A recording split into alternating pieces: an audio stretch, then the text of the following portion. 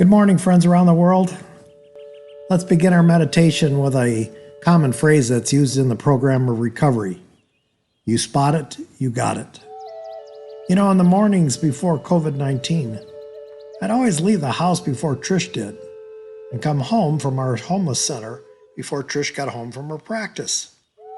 When I would return in the afternoon, I would invariably find that she left at least one light on, if not 2 or 3 lights. And I would also invariably tell myself, I don't leave the lights on like she does. How could she be so forgetful? That was not a question, by the way. And as I'm telling this story, I'm reminded of how often I forget things around the house. Triggers such a strong reaction in me. Why do I get so upset with her forgetfulness? As I practice some self-awareness and realize that Trish is showing me something I don't want to see in myself. You spot it, you got it. Occurs when you get irritated by behavior in others, which we are choosing to deny in ourselves. In other words, what I hate the most in you may be what I hate the most in me. Talk about double standards. Our hypocrisy comes from the fact that we have blind spots. We simply can't see those parts of ourselves that we condemn in others. Or we choose not to. But by raising our self-awareness and understanding the you spot it, you got it phenomenon, we can start to reduce those blind spots and accept all the parts of ourselves.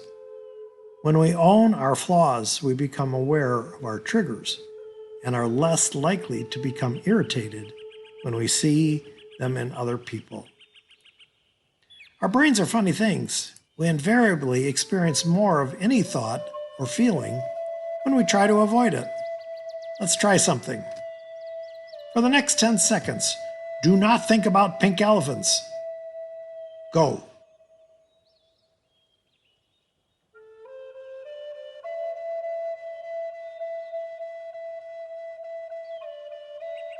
How many pink elephants did you see in your mind's eye?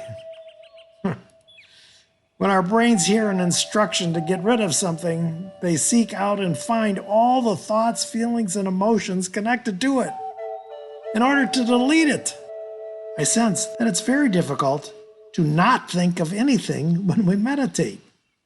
It's the same reason why, when we're on a diet, we obsess about food. To really free ourselves from what is holding us back, we must go into it, explore it, understand it, see it. Our outer world is a reflection of our inward world. So what we experience repeatedly is an opportunity for us to learn something about ourselves. For example, if we're constantly experiencing aggressive behavior in others and are triggered by it, if there's a consistent pattern and certain thoughts become very dominant, then there's a good chance that we have what we're spotting. This opportunity to learn is never more apparent than with our own children. Children are great mirrors. The things that wind us up about our kids are often an indication that there is something to get curious about within our own psyche. Remember this the next time you scream at your kids to stop shouting. If you want to get technical, you spot it, you got it as a psychological defense mechanism where our subconscious denies our own thoughts and attributes and emotions and then ascribes them to other people. It validates the theory that you can't experience a feeling, emotion, or trait if you don't have an inner experience of it. You have to have a connection to be able to notice it in others. And when it triggers a negative response in you, it may be because you are denying it in yourself. But it isn't all gloom and doom. The good news is that you spot it, you got it works positively too. If you find yourself inspired by someone who is creative, intellectual, a great communicator, or visionary, you must have an inner experience of that which you admire to be able to notice it in others. Furthermore, it might be that this trait is bursting to get out and you are suppressing it. The wonderful possibilities are endless.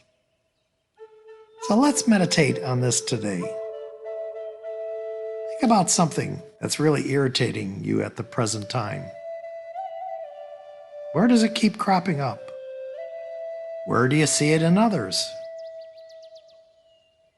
Maybe after this meditation, write exactly what comes to mind. Where are the patterns? What is the most common theme that annoys you? Now think about where these traits show up in you.